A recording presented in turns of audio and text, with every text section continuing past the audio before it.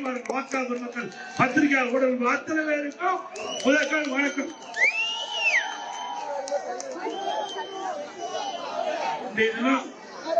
பாத்தீங்கன்னா தெற்கு தொகுதியில நம்ம ஏற்கனவே அண்ணா திமுக ஆட்சி இருந்தது, உங்களுக்கு நல்லா தெரியும்.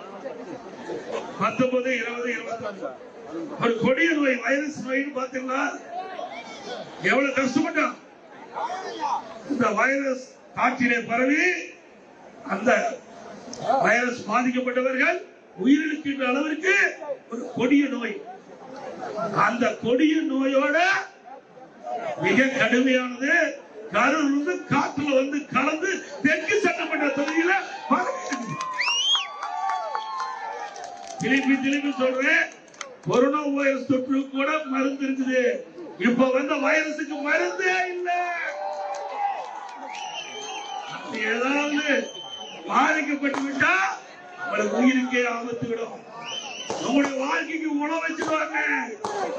கரூர்ல முடிச்சு கட்டி கோவை மாநகரத்துல தெற்கு சட்டமன்ற தொகுதியில நுழைஞ்சிருக்கிறாங்க. அவர்கள் வேண்டி அடிப்பீங்களா?